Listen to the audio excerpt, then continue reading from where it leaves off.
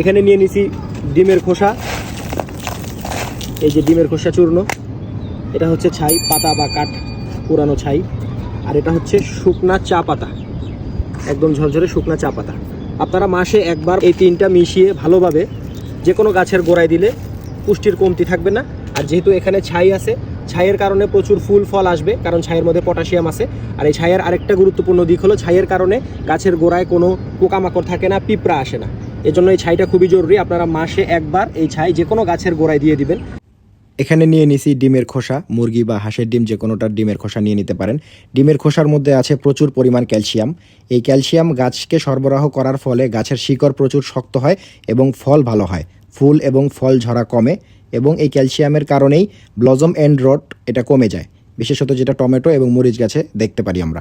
এবং চা পাতা, এই চা পাতা নাইট্রোজেনের খুব একটি ভালো উৎস। আমাদের ব্যবহৃত চা পাতাও ব্যবহার করতে পারি চাইলে।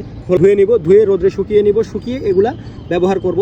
এই নাইট্রোজেন যে কোনো আপনাদের পাতা জাতীয় উদ্ভিদ যেগুলো আছে বা শাক বলতে পারেন বা আমাদের নতুন গাছের জন্য খুবই উপকারী। এটা ব্যবহার করলে নতুন পাতা আসে এবং গাছ খুব শক্তপোক্ত হয়।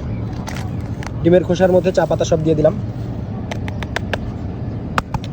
এরপর ছাই খুব পরিমাণ মতো দিতে হবে, খুব বেশিও দেওয়া যাবে না, খুব কমও দেওয়া যাবে না। খুব বেশি দিলে গাছের গোড়া পুড়ে যেতে পারে। আপনারা টেবিল চামচের 2 চামচ বা 3 চামচ দিতে পারেন। আমার যেহেতু ছোট চামচ তাই আমি 3 চামচ দিচ্ছি।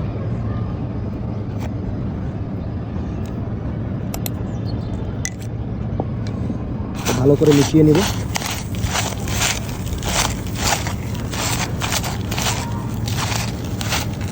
মাসে একবার শুধু এটা ব্যবহার করে দেখতে পারেন। মাসে একবার ব্যবহার করতে বলতেছি কারণ 2 বার করার প্রয়োজন নেই, কারণ এটা গাছে পেতে খুব সময় লাগবে। মাসে একবার ব্যবহার করলেই এর থেকে প্রচুর ফুল এবং ফল পাবেন।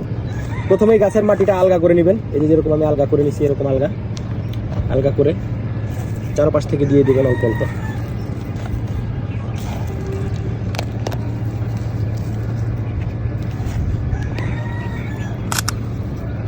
দিয়ে মাটির সাথে ভালো করে মিশিয়ে দিবেন।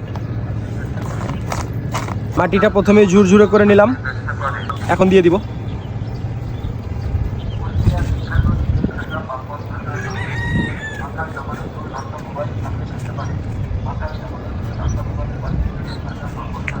একটু মাটিটা মিশিয়ে নিচ্ছি এটার সাথে। কিছুদিন পরে এটার ফলাফল আমি আপনাদেরকে আবার দেখাবো।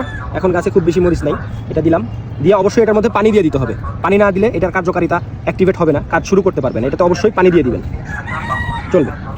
ভিডিওটি ভালো লেগে থাকলে লাইক, শেয়ার, সাবস্ক্রাইব করে আমাদের পাশেই থাকুন। ধন্যবাদ।